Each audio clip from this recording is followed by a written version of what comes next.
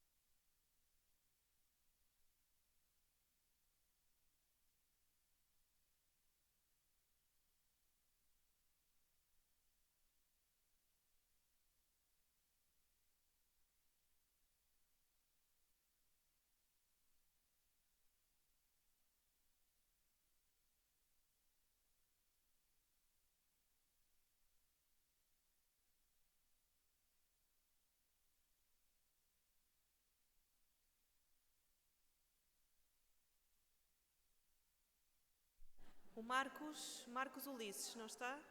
Pode deixar também? Só a favor.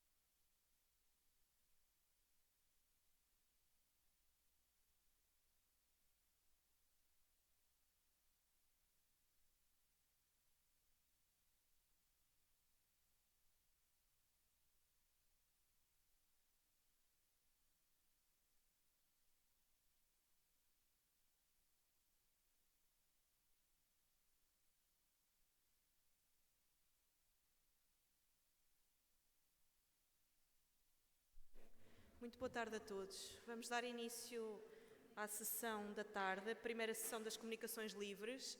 Nós temos 3 falhas de comunicações, portanto, não estamos assim tão atrasados. E vou dar 15 minutos a cada um dos conferencistas em vez de 10. Para começar a sessão, vamos ter a doutora Beatriz Marques, coordenadora-geral deste congresso, que dispensa apresentações, que nos vai falar das competências formativas dos cientistas da informação, estudo de casos, sistemas e serviços de informação de valor patrimonial. Pedia, por favor, que fechassem a porta. Os meninos da organização. Leonor, se faz... Desculpe.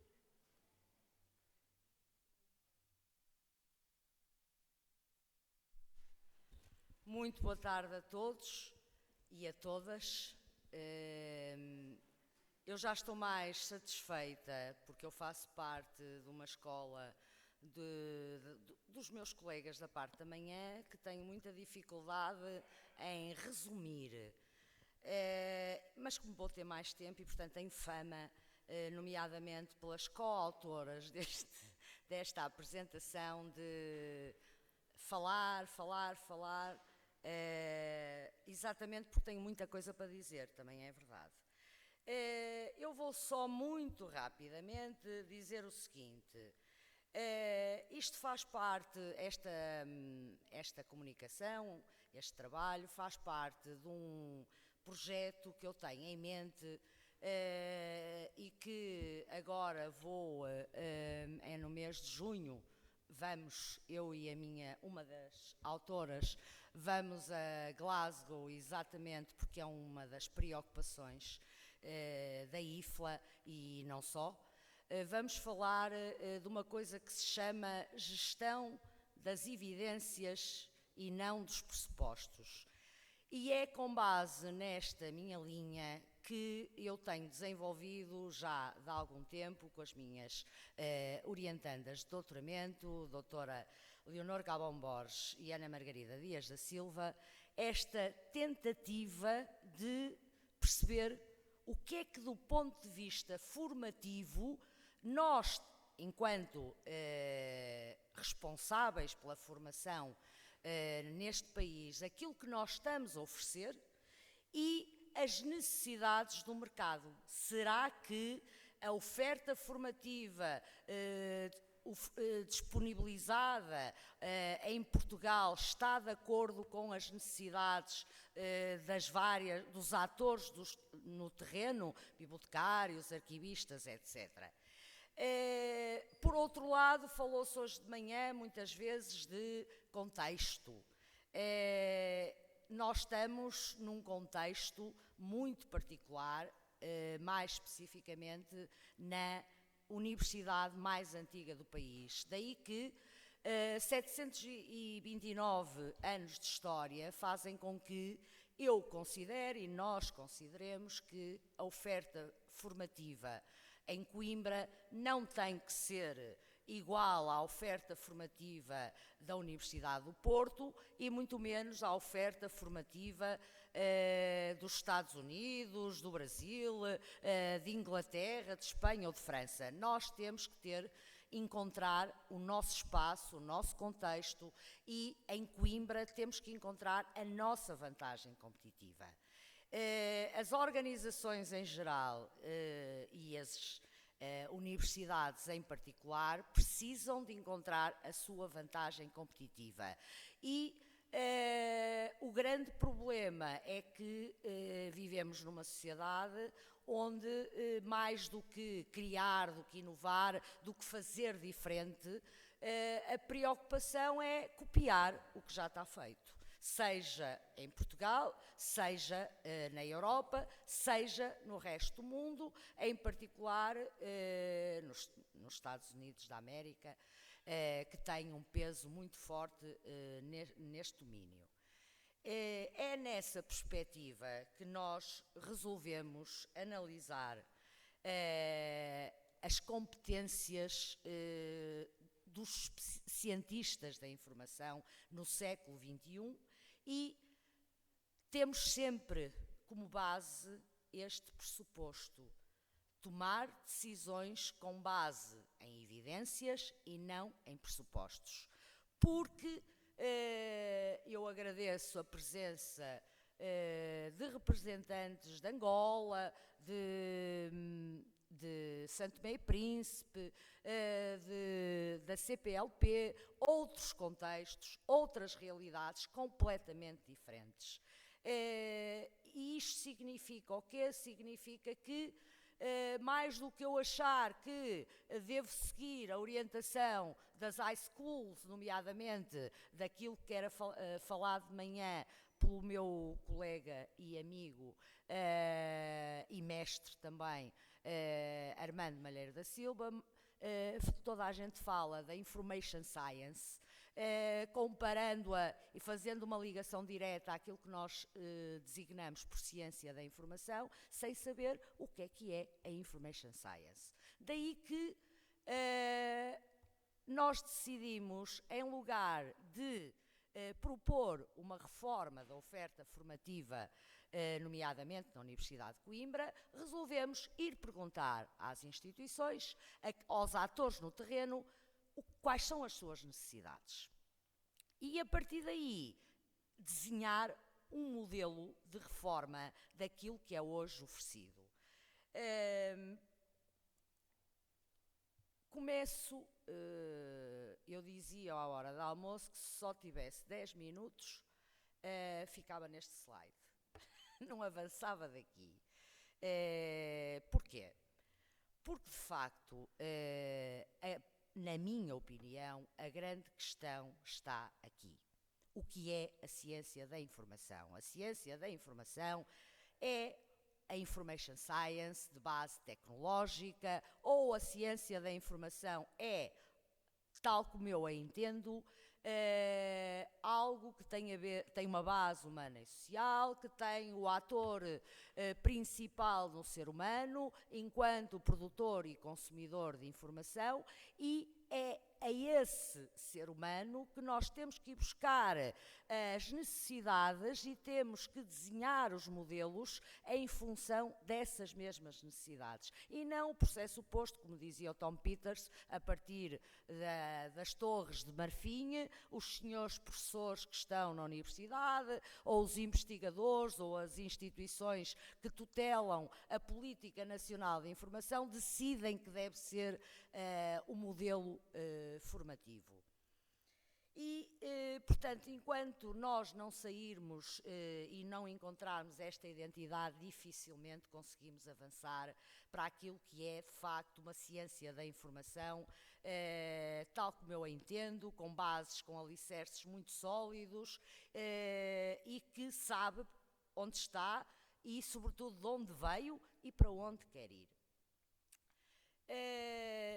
Fizemos uma pequena análise da oferta formativa em Portugal, desde 1887 até 2014, e verificamos que há uma pluralidade de paradigmas.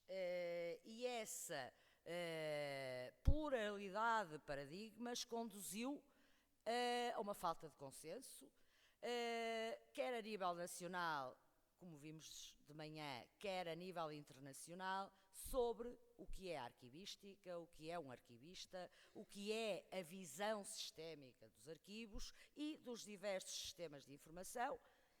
De manhã, a minha colega da Paraíba dizia que, por que não chamar ao diálogo bibliotecários, museólogos, arquivistas, informáticos, e tentar criar uma base sólida para sabermos de facto o que é a ciência da informação. Porque para quem está ao nível do ensino, tem que ter algumas bases que fundamentem aquilo que está a tentar fazer, que é fazer escola. Então, muito rapidamente, e eu chamo a atenção que ainda há pouco tempo nós vivemos numa sociedade da informação no jornalismo e também na nossa área surge o grande problema das fake news, mas no nosso caso concreto há que haver algum rigor ao nível das publicações e daquilo que é publicado. Ainda há pouco tempo eu fui confrontada com uma publicação que emanava de pessoas que, à partida de uma instituição que define a política também em Portugal, onde os dados estavam errados. Naturalmente que uma das questões ao nível da investigação científica é a necessidade de termos dados atualizados. Então, muito rapidamente, neste momento em Portugal, nós temos ao nível do primeiro ciclo 3 licenciaturas.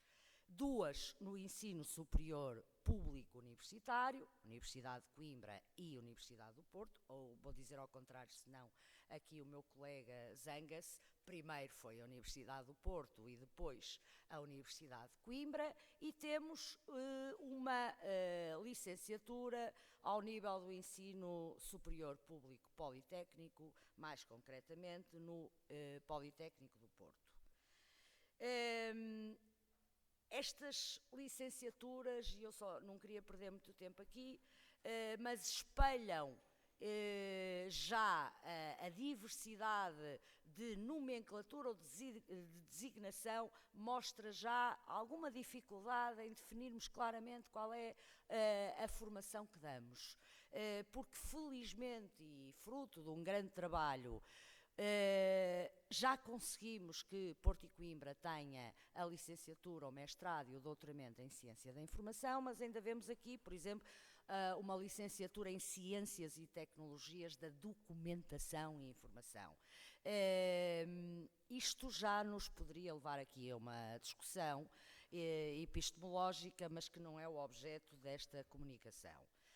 Depois temos 5 mestrados autorizados. Um na Universidade de Coimbra, outro na Universidade do Porto, outro na Universidade de Lisboa, um no Politécnico e um que não está a funcionar na Universidade do Algarve, mas que está autorizado o seu funcionamento. Depois, em termos de terceiro ciclo, temos neste momento apenas 2 doutoramentos, o doutoramento em Ciência da Informação da Universidade do Porto e o doutoramento em Ciência da Informação da Universidade de Coimbra, sendo que o da Universidade do Porto, fruto de questões conjunturais, poderei chamar-lhe, tem outra designação, informação e comunicação em plataformas digitais. O que é que nós resolvemos fazer? Resolvemos ir junto para o terreno, junto dos arquivos, nomeadamente dos arquivos com informação de valor patrimonial, e começamos pelos distritais, onde fizemos uma cobertura total das necessidades dos distritais e iniciamos, naturalmente que como podem perceber pelo slide que está imediatamente a seguir, temos 18 arquivos distritais e 308 municipais. Isto significa o quê? Que o trabalho já está totalmente pronto em relação às necessidades dos arquivos distritais, onde elaboramos um inquérito que depois, porque nós queremos também publicar e depois terão acesso, mas se entretanto precisarem por algum motivo para investigação, nós disponibilizamos. Então já temos as respostas de todos os responsáveis pelos 18 arquivos distritais portugueses. Já temos também uma parte significativa de respostas dos arquivos municipais, ainda que no universo dos 308 ainda represente uma percentagem estatisticamente pouco significativa. Muito rapidamente, resultados preliminares. Basicamente o que nós perguntamos, a pergunta de partida foi: a formação que é ministrada na Universidade de Coimbra, na Universidade do Porto, na Universidade de Lisboa, satisfaz as vossas necessidades? A questão foi muito simples. Devo chamar também a atenção que uma das perguntas que também nos interessava fazer era há quanto tempo não recrutavam profissionais formados a partir destes novos currícula. E aqui, porque a estatística dá para todos os lados, aqui o que é que nós percebemos? Percebemos que não podíamos tirar conclusões, por isso é que este projeto é para avançar, não é um projeto como qualquer um, não é um projeto que está terminado, é um projeto que vai continuar. Não podíamos tirar conclusões muito sólidas, pela simples razão que em Portugal a maioria das instituições, neste caso públicas, da administração central e local, não recrutam ninguém há mais de 5 anos. E a formação, portanto, os profissionais que estão neste momento, e nós temos aqui à porta um caso paradigmático, que é o arquivo da Universidade de Coimbra, os profissionais que estão a alimentar e a servir de suporte ao tratamento da maioria dos documentos com informação de valor patrimonial são ainda, como eu diria, da velha guarda. São profissionais que derivam, muitos deles, do antigo curso, alguns ainda do antigo curso de bibliotecário e arquivista, outros tantos, na sua maioria, portadores da pós-graduação em ciências documentais e muito poucos da licenciatura, do mestrado e do doutoramento em ciência da informação. Ora, perguntamos a todos quais eram, sim, doutora, quais eram as necessidades.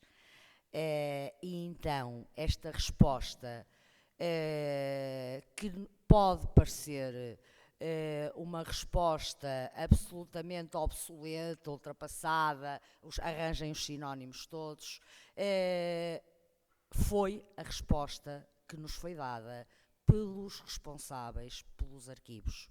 Que tipo de formação é que eles consideravam que devia ser? Claro que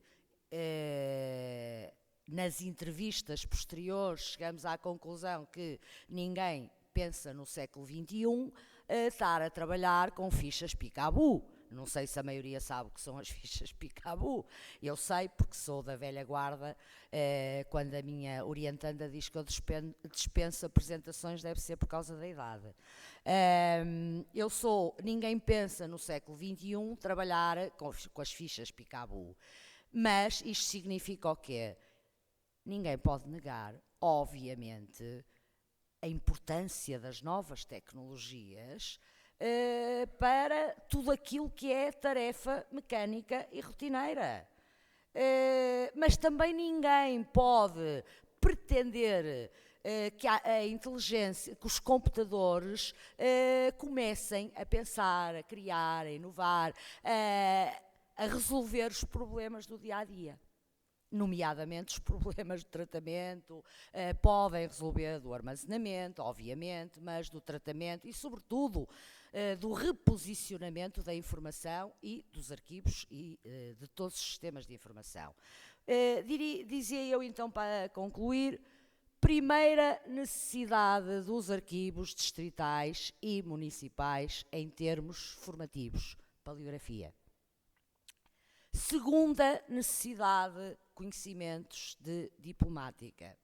Terceira necessidade, latim, por estranho que pareça. Quarta, codicologia. Quinta, heráldica. Sexta, desculpem que está aqui repetido, sigilografia. E, por último, não é heráldica, é numismática, o que é absolutamente inacreditável. Estaríamos à espera de todo tipo de respostas, de grego, menos de numismática. Conclusão. O desafio está cá. Eu tenho aqui um dos... por acaso não estou a ver... Estou. Um dos meus inspiradores, e faço aqui um agradecimento público ao professor Rafael Capurro pela honra que nos deu em iluminar este seminário, exatamente porque foi ele que iluminou a minha maneira de pensar e de estar no mundo da ciência da informação. O que é importante na ciência da informação? É, sem dúvida, o paradigma humanista e social. Então, o que é isto? Eu chamo-lhe aqui a visão do mercado. Chamem-lhe o que quiserem, eu chamo-lhe visão do mercado porque eu trabalho na área da gestão e do marketing. Mas chamem-lhe a visão do meio ambiente, da sociedade, da comunidade. O que interessa é perceber o que é que está por trás. Por trás está uma vertente muito forte do paradigma humanista e social da ciência da informação. Daí que, com todos os custos que isso pode implicar, nós temos que olhar para o ser humano. Quando me perguntam muitas vezes os meus alunos qual é o objeto de estudo da ciência da informação, a resposta óbvia é a informação. A minha resposta, claro que não fica ausente de uma explicação. Para mim, o grande objeto de estudo da ciência da informação é aquilo que o Toffler, o Alvin e a Heidi chamam de prosumidor. É o ser humano que produz e que consome informação e que, sobretudo, origina o conhecimento. Porque, para mim, informação é aquilo que passa na internet, é aquilo que é a selva que Humberto Eco diz que está disponível na internet, e outra coisa é o seu processamento em prol daquilo que é o bem comum, daquilo que é o desenvolvimento humano, o desenvolvimento social e, chamem-me utópica, a felicidade da raça humana. Julgo que não posso falar mais nada. Portanto, tem as referências bibliográficas, tem aqui, naturalmente que nas referências bibliográficas vem aqui que têm muitas referências da minha orientadora, a doutora Fernanda Ribeiro, e do meu mestre Armando Malheiro da Silva. Portanto, como eu não posso dizer mais nada, se precisarem mais alguma coisa depois no debate, estou disponível. Muito obrigada. Muito obrigada, doutora Beatriz. Depois terão a oportunidade de ler nas atas, mas acho que já ficou aqui matéria para debate. Chamava agora a doutora Luísa Alvim. Eu vou encurtar nas apresentações, vou só dizer o nome e o título para podermos ainda ter tempo de debate. A doutora Luísa Alvim, que é investigadora do CIDEUS, vem-nos falar do papel do arquivo na preservação da memória e na construção da cidadania. Apresentação de um caso de estudo. Tem 15 minutos.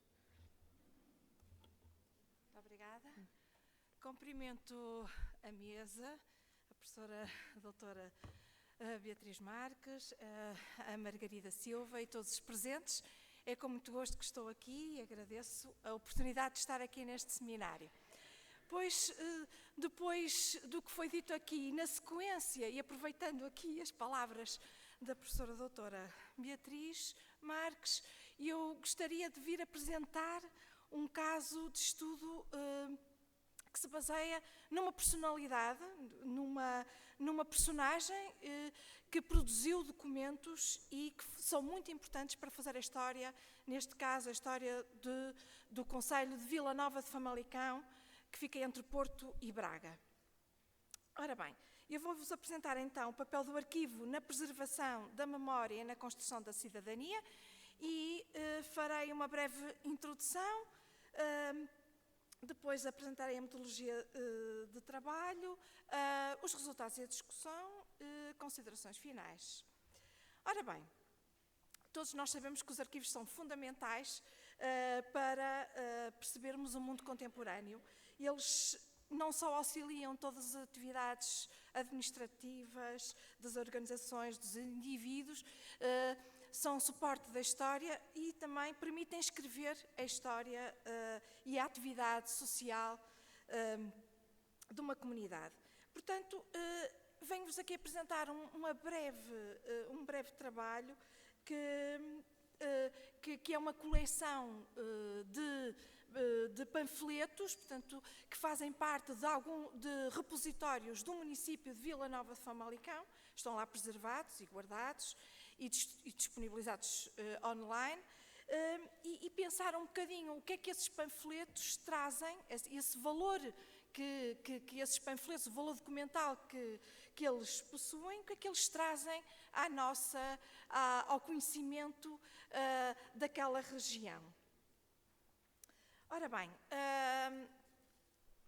apresentarei então, farei o trabalho que vos apresento tem uma abordagem qualitativa, fez-se o levantamento e análise desta coleção de panfletos, da autoria, portanto, de um famalicense, um senhor que se chama José de Araújo Carvalho, que nasceu em 1866 e faleceu em 1945, portanto, e é um brasileiro torna-viagens, portanto, é uma pessoa do mundo rural que emigrou para o Brasil e regressou enriquecido. E vamos ver o que é que ele fez. Esta coleção está depositada no Arquivo Municipal e na Biblioteca. Eu depois, mais daqui a bocadinho, nos slides à frente, eu explico como é que esta coleção foi descoberta. Fez-se uma revisão bibliográfica, incluindo artigos, sobretudo artigos de revistas e da imprensa local, famalicense, abordando estes temas de cidadania e de intervenção cidadã. Fez-se a observação dos panfletos, recolha dos dados e cruzou-se com os dados biográficos desta personalidade. Ora bem, nós vemos já aqui um dos panfletos, não vou agora debruçar sobre o conteúdo, mas pronto, para ficarem já digamos, no artigo que escrevi, tem a descrição completa destes panfletos, as questões físicas, os conteúdos, descrição dos conteúdos, etc. Portanto, agora farei aqui uma breve passagem rápida, porque em 15 minutos não se pode falar muito. Pronto, mas é só para vos dizer que o panfleto já em si é um documento frágil, de fácil divulgação, mas muito frágil, que se pode deitar fora facilmente e que se perde, digamos, na imensidão dos documentos que há de papel. Portanto, estes panfletos só sobreviveram porque houve pessoas interessadas, nomeadamente aqueles historiadores locais, pessoas que não eram, digamos, que não tinham uma metodologia histórica de investigação histórica, mas que se interessavam por saber mais coisas sobre a sua região, que guardaram estes panfletos. E daí que os arquivos pessoais destas personalidades vieram dar origem hoje a estas coleções. Nomeadamente, os panfletos que existem no arquivo histórico, no Arquivo Municipal de Vila Nova de Famalicão, vêm de fundos, por exemplo, ligados aos bombeiros, ligados a outras instituições que guardaram esses panfletos e que hoje nos permitem perceber a totalidade desta criação. Portanto, como já referi, José de Araújo Carvalho é um brasileiro torna-viagem que tem uma consciência cívica muito forte e realmente é demonstrada em múltiplos atos de intervenção que emergem realmente em panfletos por frases e sentenças que muitas vezes que não se percebe muito bem, são semi-enigmáticas, mas que depois, ao cruzar com a informação sobre o que ele fez no Conselho, as suas atividades políticas, sociais, percebemos o que é que ele pretendia com estes panfletos, que no fundo era não só dedicar-se às causas filantrópicas e sociais, mas queria educar os seus cidadãos para comportamentos cívicos exemplares na sociedade. Portanto, não só usava os panfletos para protestar sobre determinadas situações, como tocava junto dos cidadãos para terem comportamentos não só pacíficos, benévolos, de comportamentos, digamos, que nós hoje consideramos, digamos, do âmbito mais da humanidade. Posso-vos mostrar este aqui, em que realmente ele... podem dar uma vista de olhos, mas ele vai dizendo aquilo que pretende, o que é que ele pretende em termos de cultura de tolerância, aquilo que é essencial para viver em comunidade, e devido também ao seu prestígio, ele foi convidado para cargos públicos, foi senador junto a um presidente da Câmara nos anos de 1919 a 1921, portanto também teve um papel, digamos, político importante. Aliás, ele fazia, era ele próprio e assalariados a quem ele pagava para distribuir estes panfletos na rua, durante a feira de Famalicão, ou simplesmente num dia qualquer da semana ele distribuía isto pela população local e atingiu imensa população, porque os jornais falam disto, digamos, corroboram esta atividade cívica deste famalicense muito, muito forte. Neste panfleto não se percebe muito bem o que ele quer dizer, mas antecede as suas frases enigmáticas sobre a atividade cívica, ofícios que ele escrevia a determinadas entidades. Por exemplo, escreveu a uma assembleia da Sociedade Cooperativa do Vale do Oeste, que na altura era, digamos, a empresa que distribuía eletricidade. Portanto, ele juntamente tomou a palavra, juntamente com outros vizinhos, foi o cabeça de mostrar a sua indignação perante a passagem das linhas elétricas, as passagens aéreas das linhas elétricas nos terrenos de cultivo de que ele era dono e muitas outras pessoas. Portanto, tinha atitudes realmente interessantes. E vou-vos mostrar o seguinte panfleto, que é sobre os bombeiros. Portanto, ele aqui, perante a situação dos bombeiros recolherem uma determinada quantia de dinheiro em favor de vítimas de incêndios, e ele então aproveita isso para fazer panfletos em que mostra o agradecimento pelas atividades humanitárias que os bombeiros desenvolvem, desejando então uma vida repleta de humanidade. Portanto, e tem estes casos caricatos, o tipo de coisas que ele escreve. Mas pronto, isto eram situações do dia-a-dia, sobretudo ele tinha uma palavra a dizer, portanto tinha este caráter realmente cívico muito forte. E este último, que foi o primeiro que eu vos mostrei, é baseado num texto de Veiga Simão, que é um manifesto ecológico a favor da conservação da natureza. Portanto, ele também alimentava junto da população local. Portanto, este caso é um caso sui generis, realmente este senhor, José de Araújo Carvalho, que é uma pessoa que nem a quarta classe tinha, escrevia com erros ortográficos, mas que realmente tinha muito dinheiro e dedicava-se a estas questões de cidadania, não é? Que mostrou pela impressão de centenas de panfletos. Portanto, nós vimos aqui o 400 e tal, o 500, portanto, que ele imprimia, portanto, milhares de panfletos, portanto, que eram distribuídos realmente pelo Conselho. Isto só para, e agora concluindo, para vos dizer o seguinte: realmente a importância dos arquivos e dos repositórios digitais são extremamente importantes, não é? Por todas as razões e mais algumas, mas também porque aqui mostram realmente o valor de um cidadão que teve um papel importantíssimo para a história do Conselho em termos da cidadania. Portanto, esta coleção está disponível em repositórios diferentes, porque realmente pertencem a arquivos diferentes, mas estão disponíveis online. Portanto, o arquivo digital aqui é elevado, digamos, à categoria de certificação da importância da intervenção cidadã ativa de um indivíduo na comunidade. O arquivo realmente aqui permitiu a consolidação da coesão social, da identidade, desta capacidade, e tem esta capacidade natural de potenciar documentos que possibilitam a consciencialização de conteúdos muito importantes hoje, nos dias de hoje, para a comunidade e para as pessoas dos dias de hoje. Falar de cidadania, de intervenção cidadã. Pronto, muito obrigada.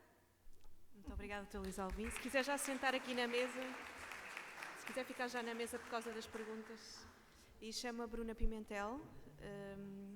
Eu aproveito para perguntar se Kleber Ferreira Silva já está na sala. Não? Pronto, então, a Bruna Pimentel Lopes tem um trabalho em coautoria com Georgette Medleg Rodrigues. Vai-nos falar de arquivos privados, análise comparativa das práticas institucionais no Brasil e na França, antes da promulgação da Lei de Arquivos Brasileira. Tem 15 minutos. Obrigada.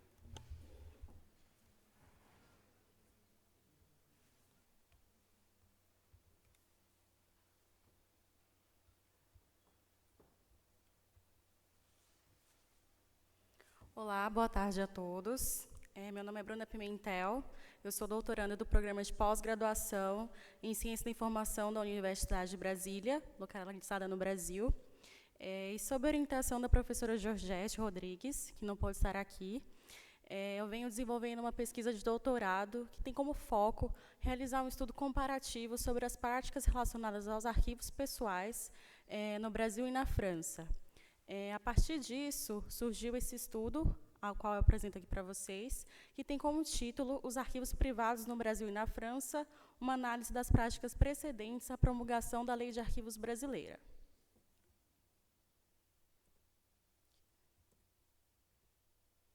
Bom, as relações diplomáticas estabelecidas entre o Brasil e a França incluem o intercâmbio secular de aspectos políticos, econômicos e culturais.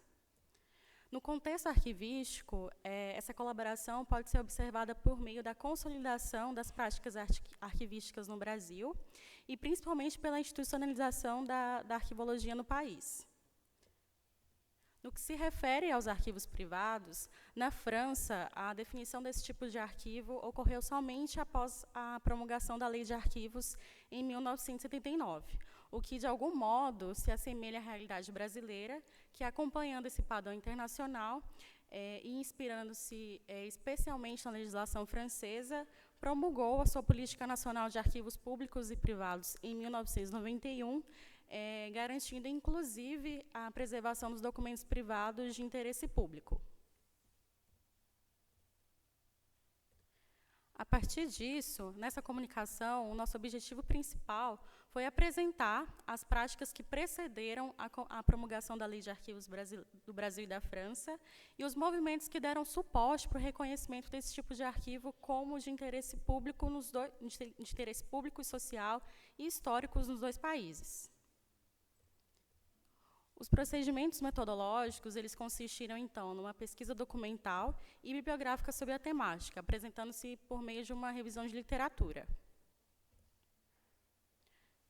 No que se refere aos arquivos privados no contexto brasileiro, para a gente poder traçar um panorama a respeito das práticas relacionadas a esse tipo de arquivo no país, é preciso, primeiramente, analisar as ações que foram desenvolvidas com o intuito de preservar os documentos arquivísticos no Brasil e sobretudo, avaliar as atividades desenvolvidas pelas entidades que se proporam a custodiar esse tipo de arquivo no Brasil, até que o país pudesse promulgar uma lei de arquivos. Além disso, é importante também que a gente reconheça os movimentos que incentivaram o reconhecimento dessas fontes como de caráter público e histórico. Alguns desses movimentos consistiram, primeiramente, na criação do Arquivo Nacional em 1838, é claro que atendo-se à documentação pública. Em 1937, a gente tem a promulgação do Decreto-Lei número 25, que traça novas diretrizes sobre a organização e proteção do patrimônio histórico-artístico nacional. Em 1946, a gente tem houve a apresentação de novas diretrizes para, então, Diretoria do Patrimônio Histórico-Artístico Nacional. atualmente denominada de Instituto. A partir disso, essa diretoria ela foi responsável por sistematizar, proteger e traçar ações que promovessem a preservação dos arquivos particulares, por exemplo. Na década de 60 e 70, a gente tem o fenômeno do brasilianismo, sobretudo com pesquisas produzidas por estrangeiros sobre o Brasil, e a criação de novos centros de documentação voltados para a preservação dos arquivos privados. Temos a criação do CPDOC, que é o Centro de Pesquisa e Documentação.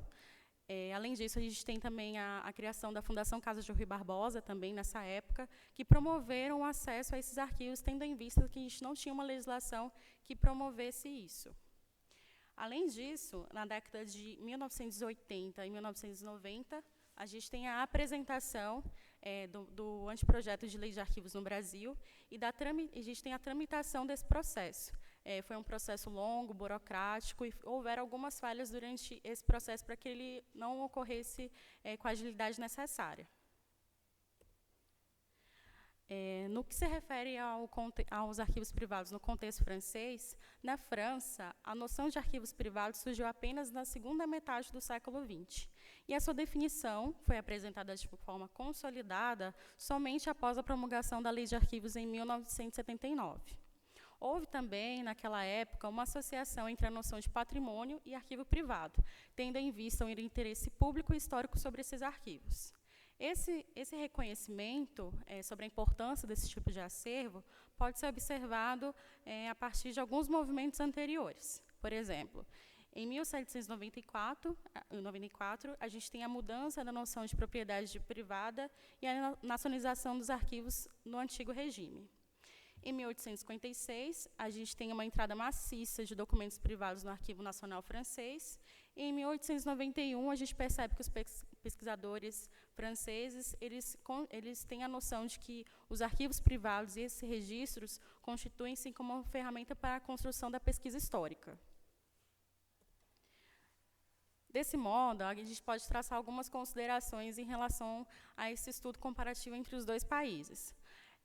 A gente pode dizer que, em relação aos arquivos privados, compreende-se que esses acervos têm ocupado um espaço pouco privilegiado ao longo do tempo nas discussões no âmbito arquivístico.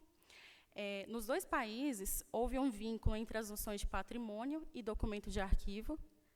E no Brasil e na França, houve uma crescente noção sobre esses arquivos e o interesse histórico. E houve uma noção inseparável do desenvolvimento histórico, das pesquisas históricas em relação ao uso e acesso a esses documentos. É claro que esse reconhecimento e o reconhecimento dessas fontes e seu devido tratamento e informação fizeram com que esses documentos, ao longo do tempo, eles fossem custodiados não só por instituições públicas, no caso do Brasil, e também fizeram com que esses documentos viessem, ao longo do tempo, serem custodiados pelo Arquivo Nacional, o que ocorre tanto no Brasil quanto na França. Além disso, a gente vê o desenvolvimento de ações legislativas, sobretudo, para que houvesse a devida preservação, acesso e tratamento a esse tipo de documento. Bom, as demais informações com mais detalhes vocês vão poder acompanhar na comunicação. Aqui são algumas referências que eu utilizei para a produção desses slides. E eu deixo aqui meus agradecimentos à oportunidade e à comissão organizadora do evento. Obrigada. Muito obrigada. Se quiser já ficar aqui na mesa para o debate. Sim.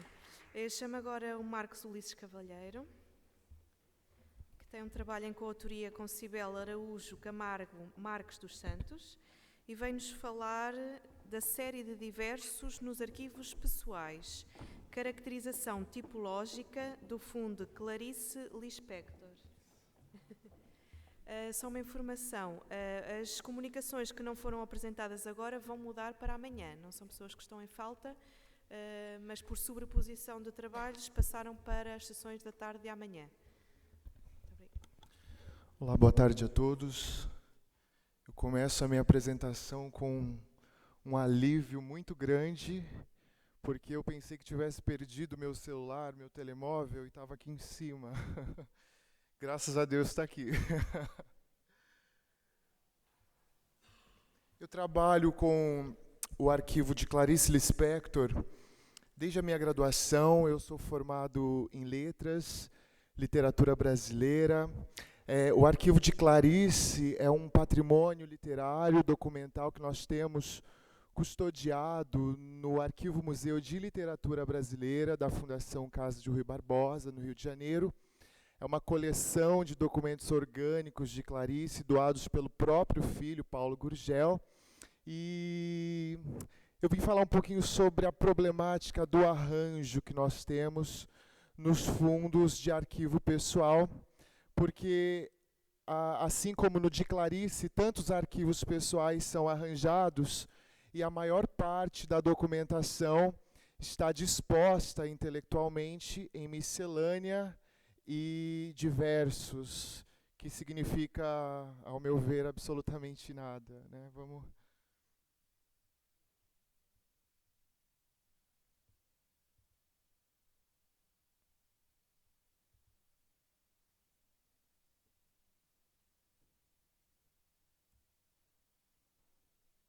Aqui está, Clarice Lispector. Então, esse recorte da minha dissertação de mestrado eu intitulei A Série de Versos nos Arquivos Pessoais, Caracterização Tipológica do Fundo Clarice Lispector.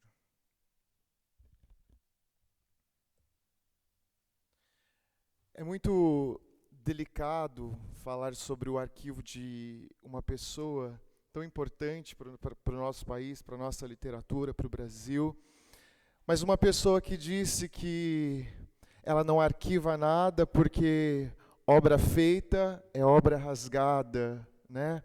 É muito difícil a gente falar sobre o arquivo de uma pessoa que disse: eu só trabalho com achados e perdidos. Então esse é o meu grande desafio na pesquisa de graduação, de mestrado e agora também de doutorado.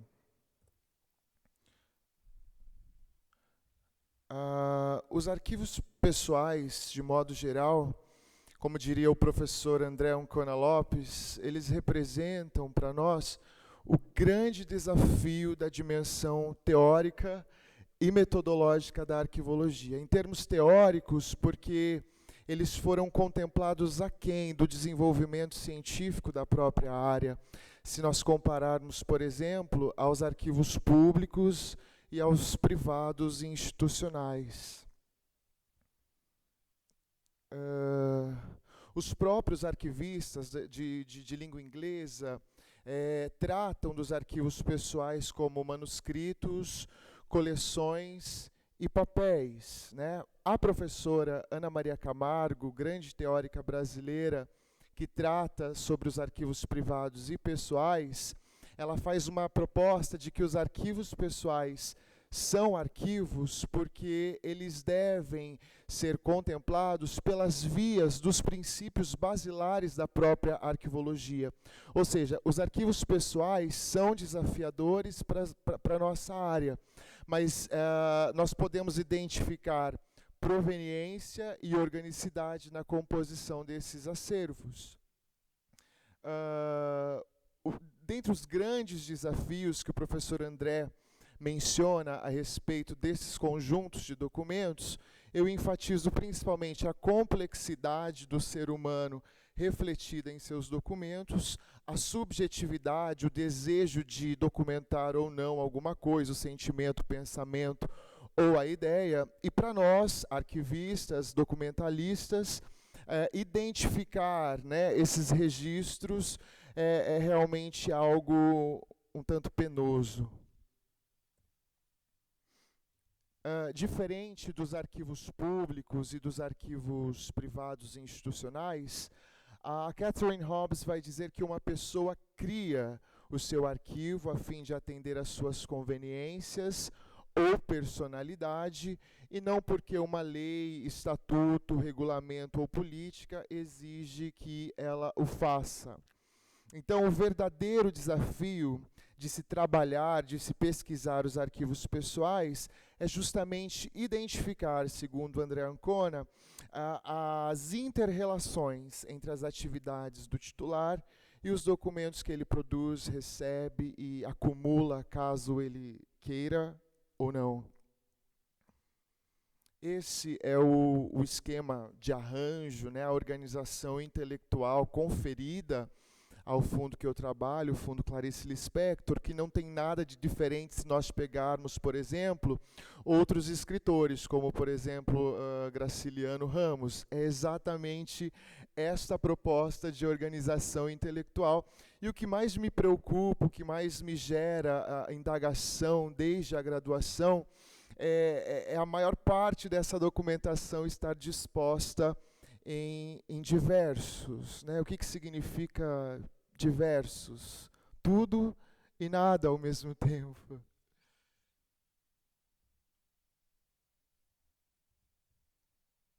Fruto dessa indagação, eu tenho proposto desde o mestrado, né, e no Brasil existe uma tradição, uma revisitação, a contemplação da organização intelectual da informação nos arquivos pessoais, desde 2007, mais ou menos, em que se fala sobre identificar tipologia documental nesses arquivos, porque até então eles são referenciados, organizados e descritos a partir da espécie documental, ou seja, eu pego um amontoado de cartas de Clarice Lispector, mais de 200 cartas no Fundo Clarice, e coloco tudo isso em correspondências. Ok, mas eu tenho cartas de agradecimento, cartas de expressão de pêsames, cartas de endereçamento, cartas diversas. Sobre essa abordagem de tipologia, Antônio Heredia vai dizer que, tanto para arquivos públicos, privados, pessoais ou institucionais, identificar o tipo documental em arquivos, de modo geral, é um elemento decisivo para a sua identificação, descrição dos seus itens e composição das séries documentais. Ou seja, a partir do levantamento de tipologia documental, abre-se o viés para revisitar os esquemas de arranjo e descrição tão problemáticos na realidade dos arquivos privados pessoais.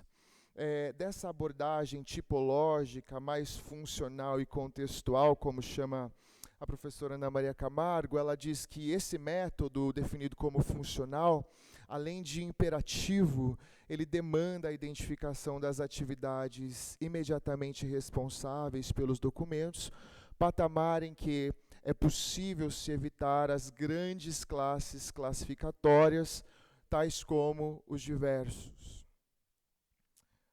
Na experiência de se levantar tipologia documental no Fundo Clarice, eu percebi que esses são alguns, né, dos tipos de documentos intelectualmente dispostos em arranjo. Então eu tenho, por exemplo, cartão de visita profissional, e sem intervenção no próprio fundo, que é de 93, eu não entendo por que um cartão de visita e um cartão profissional não está intelectualmente disposto. Para mim faria mais sentido que estivesse, por exemplo, em documentos pessoais e não necessariamente em diversos.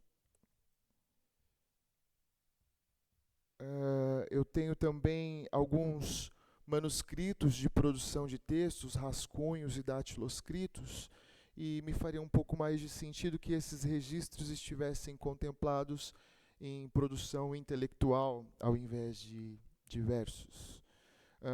Eu tenho recibo de pagamento, que poderia, de repente, estar contemplados em documentos pessoais também. Eu tenho programas e propostas de trabalho que poderia estar em produção intelectual.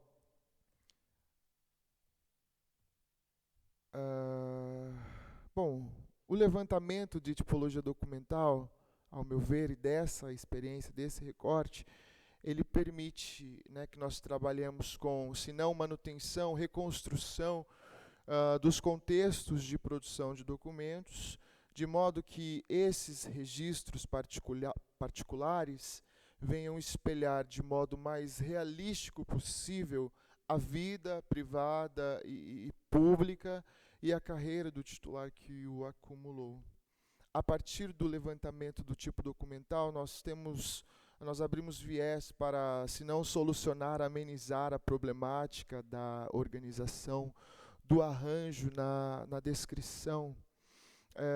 do levantamento do tipo documental, dinamiza-se o processo de recuperação da informação pessoal, tornando-o mais objetivo, ainda que trate de documentos extremamente subjetivos, né?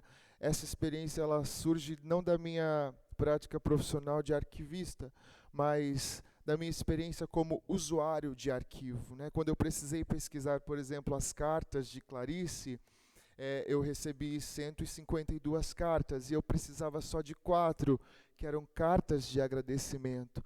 Então, quando eu falo sobre dinamizar o processo de recuperação da informação, é como diz a professora Ana Maria Camargo, é simplesmente chamar o documento de arquivo pelo seu devido nome. Se eu preciso de cartas de agradecimento, eu posso encontrá-las muito mais rapidamente se estiverem representadas como cartas de agradecimento, e assim eu não preciso passar 2, 3 horas procurando essas 4 cartinhas em um amontoado tão extensivo de cartas.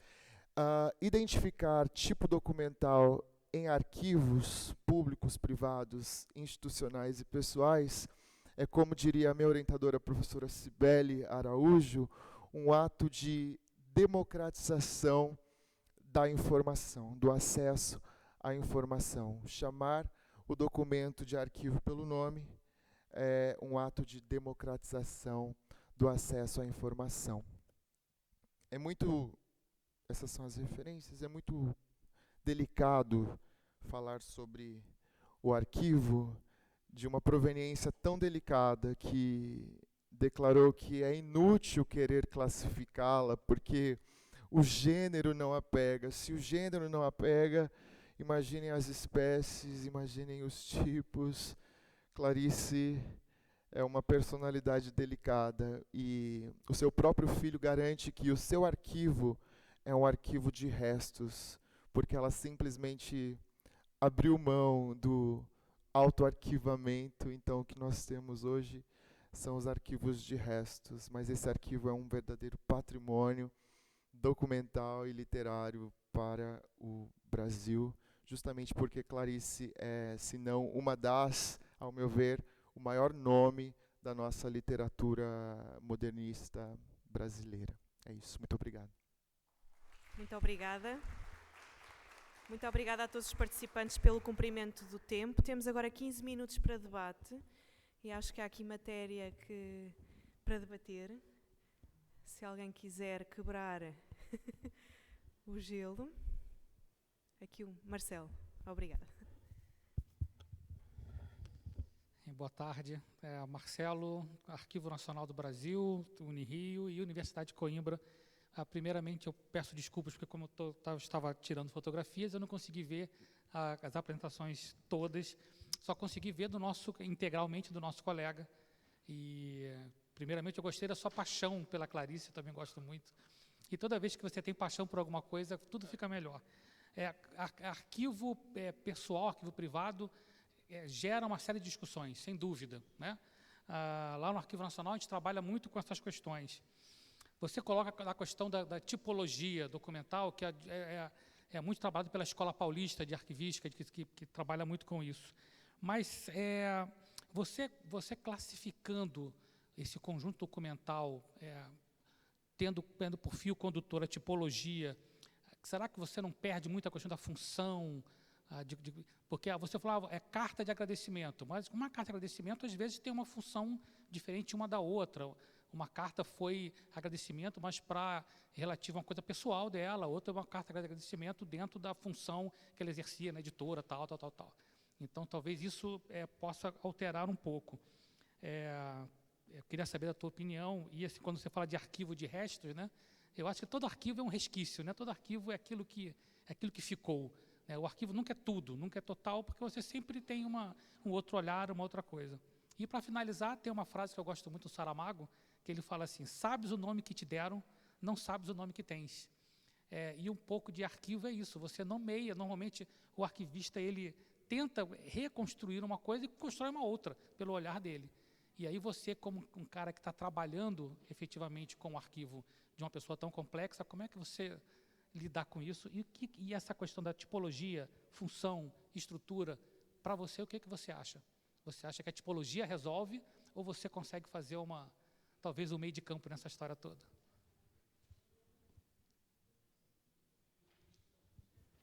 Posso trocar?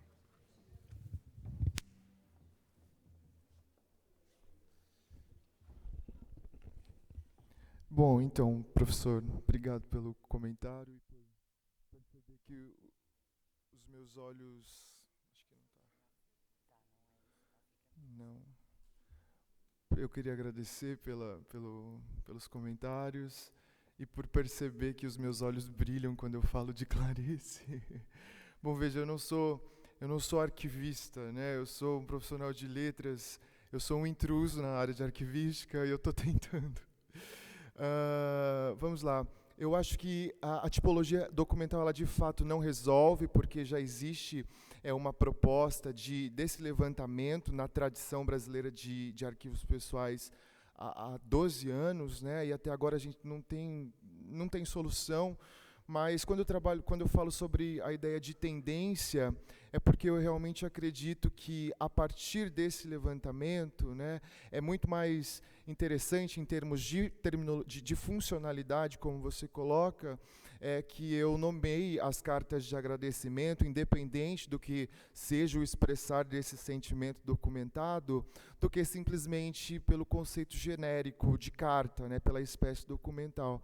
Então, não trago grandes soluções, mas tendências. Eu acho mais provável que a funcionalidade seja revelada muito mais facilmente pelo tipo a espécie. Essa é a proposta. Eu não trabalho com o rearranjo, com novas propostas de arranjo, pelo menos por enquanto não. Ana Maria Camargo cortou essa ideia que eu tinha na qualificação. É isso?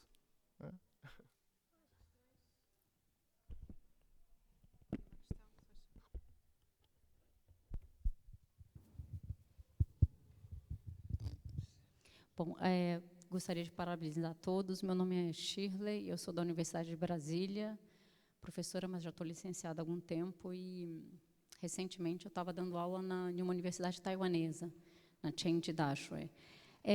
Não é uma pergunta, mas é uma colocação para o colega Marcos Cavalheiro. Parabéns, a sua apresentação foi muito bacana. Eu não acho que é uma intrusão, eu acho que é rico, né? Uma pessoa de literatura da nossa área. Isso é multidisciplinaridade, né? Inter, trans, é tudo. Uma delícia, é um carnaval. E é interessante perceber, até na fala um pouco da professora Ana Maria Camargo, que eu acho até uma certa antítese, porque arquivo pessoal, ele foge muito dessa noção fechada do Michel Duchamp, dos arquivos jurídicos, essa coisa toda. Então, eu não vejo que você está classificando a Clarice, você está dissecando o trabalho dela, é muito mais rico, né? E a tipologia, quando ela é tipologia pela tipologia, ela se perde. A tipologia ela tem que ser vista no contexto maior. Então, quando você trabalha a tipologia pelo contexto, você enriquece o seu trabalho. Agora, quando você o contexto pela tipologia, aí você empobrece o trabalho.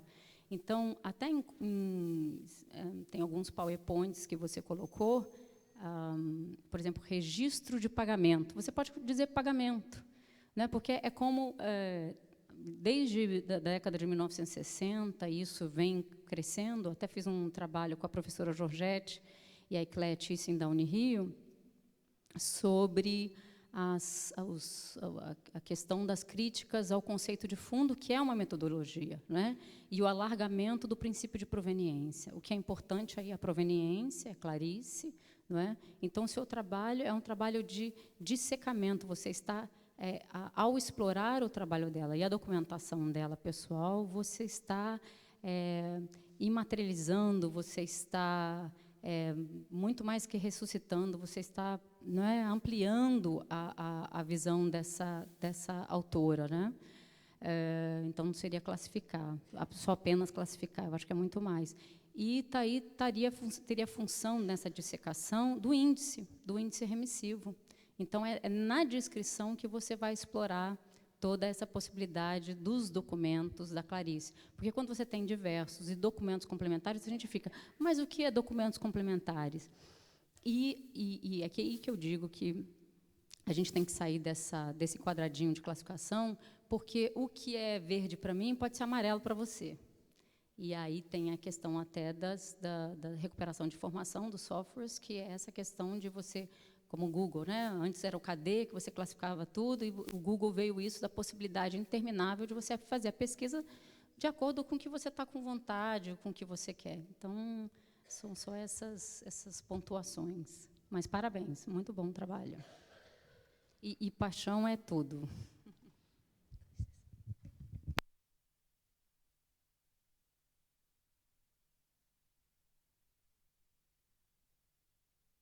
Sí, muchas gracias. Permítame que hable en inglés y en castellano, las dos cosas.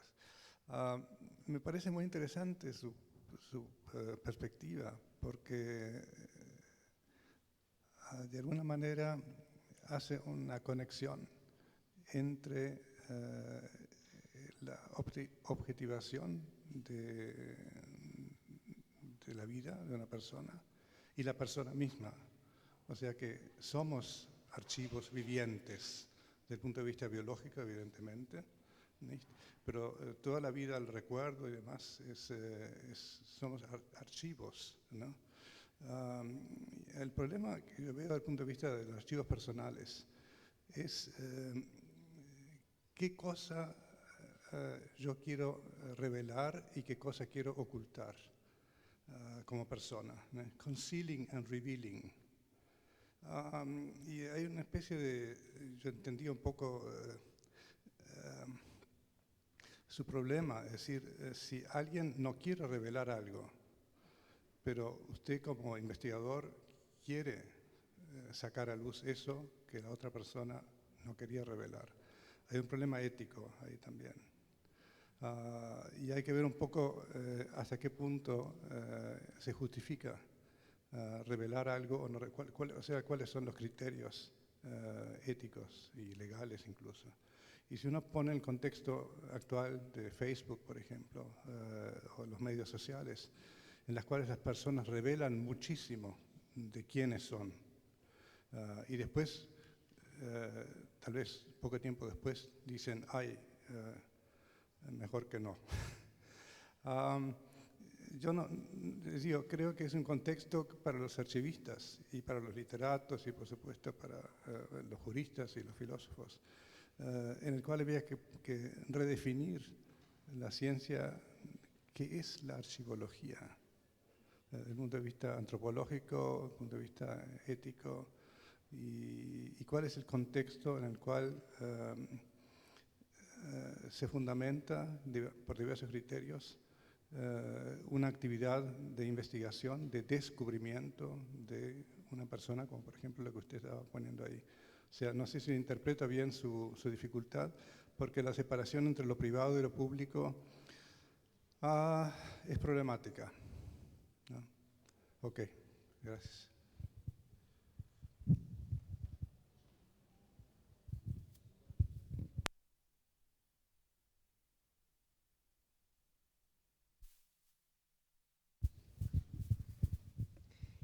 Boa tarde, meu nome é Cadídia Valéria, eu sou arquivista e sou da UNB e estou também mestranda em Ciência da Informação. São 3 questões para cada um dos palestrantes, né? Professora, Ana Margarida, quando foi colocado os resultados preliminares da pesquisa, se colocaram algumas 7, acredito, disciplinas, né, voltadas para a necessidade de competências na formação. Eu gostaria de, se possível, explicar um pouquinho sobre o latim. O que foi diagnosticado? Tá? Há uma evidência, não posso evidenciar no momento, mas há uma investigação com relação a a linguística, digamos assim, dentro da formação do profissional da ciência da informação, mas não só a ciência da informação, do arquivista. Então, a pergunta seria, o latim, teve um momento que você fez assim, o latim, tudo bem. Bruna Pimentel, por favor, qual seria assim as principais dificuldades que você tem enfrentado com relação à análise que você está fazendo com relação à França e o Brasil, pelo menos uma delas, no desenvolvimento do doutoramento? E, Marcos, em algum momento você questionou, assim, para os arquivistas, a questão da por que não se muda os diversos para uma classificação mais específica? Se você, de repente, já teve o seguinte retorno, porque nós estamos em fase de mudança da Resolução 14, que é o instrumento pelo qual a gente dá a classificação, classifica os documentos em diversos. Sofreu modificações, né? E está dependendo agora de uma última instância, onde os diversos não vai mais existir da forma como é praticado, ok? No Brasil, a gente, tão breve, vai ter essa modificação. Muito obrigada.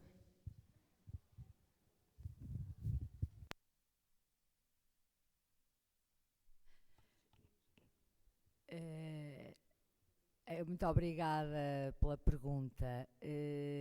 Eu não consegui perceber bem, porque não deve ser de estarem muito próximo do microfone, não se entende aqui muito bem. De qualquer forma, julgo que a questão está ligada à necessidade do latim dentro daquelas necessidades apontadas.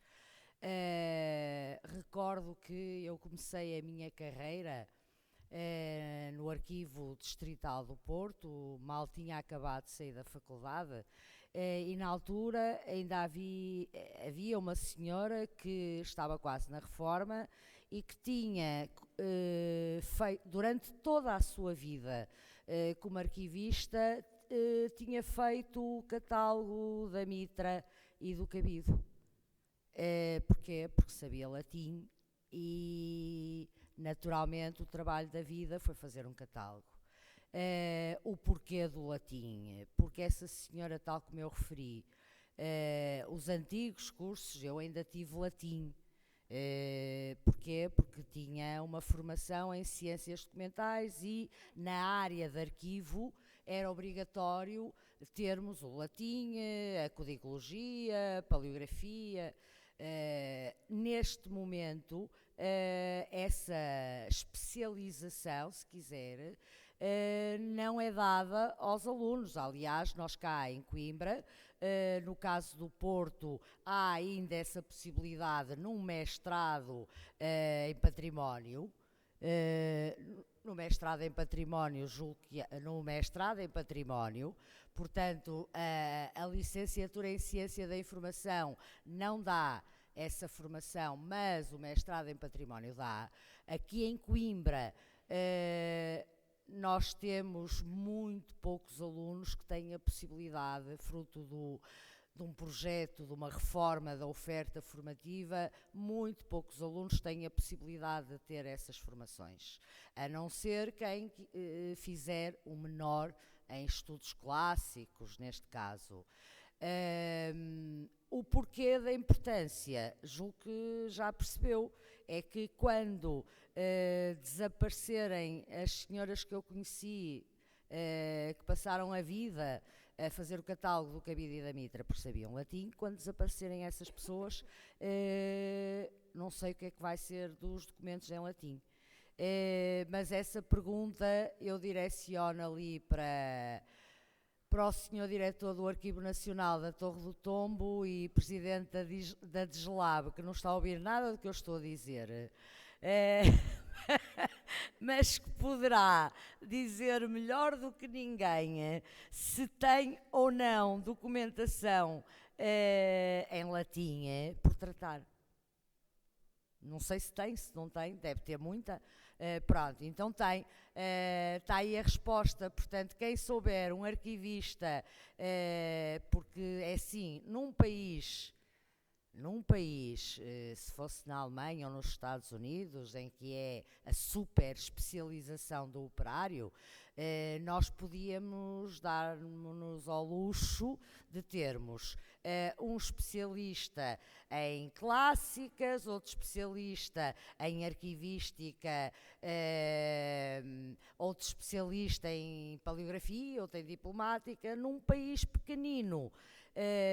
E onde, desculpem a expressão, o arquivista é pau para toda a colher, naturalmente a formação tem que ser muito eclética, não podemos estar a especializar-nos e temos que tentar encontrar, por isso é o que nós estamos a tentar fazer aqui em Coimbra, tentar encontrar uma saída para responder a estas questões da necessidade deste tipo de informação de valor patrimonial que tem que ser tratada e não pode ir para os diversos.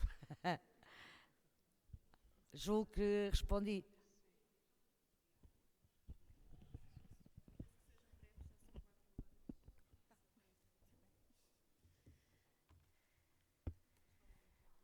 Então, Khadija, acredito que a maior dificuldade de uma pesquisa seja também a dificuldade de todo mundo que realiza uma pesquisa de doutorado, né?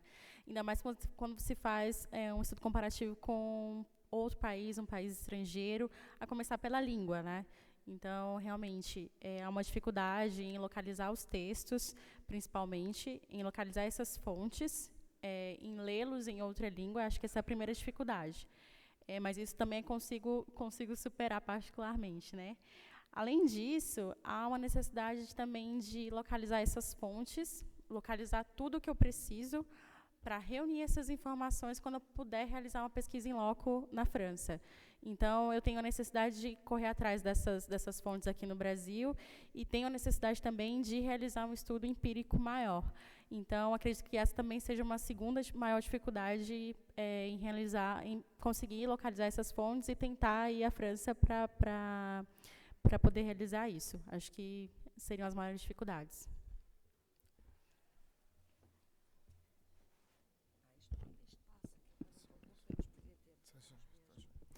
Só respondendo o seu comentário, nesse recorte que eu trago, os resultados estão aquém dessa dimensão de legislação. Eu não trabalhei com essa questão. Acho que a principal ideia é justamente questionar, né? A Ana Maria Camargo é um consenso na tradição brasileira. Os diversos, pelo menos nos arquivos pessoais, por serem esses arquivos frutos da espontaneidade, da subjetividade, do eu, os diversos sempre vão existir, né? Mas pela experiência com Clarice, pelo levantamento de tipologia nesse fundo em específico, a ideia é justamente evidenciar que é possível que os diversos sejam, não a regra, mas de fato a exceção dos desafios que os arquivos pessoais trazem para nossa, vou chamar de nossa área. É isso.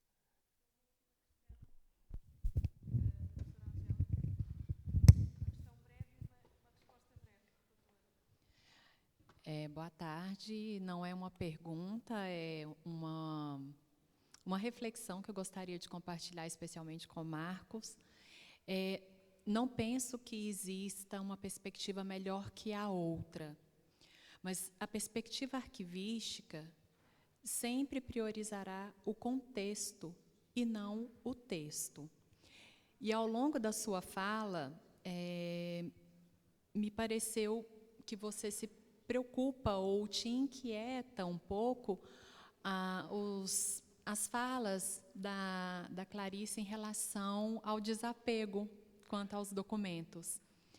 Todos somos apaixonados pela Clarice, ela se manifestou como uma apaixonada pela escrita, e o produtor, na maior parte das vezes, não se preocupa com o documento na perspectiva arquivística, mas se preocupa com o fim imediato para o qual o documento está sendo criado.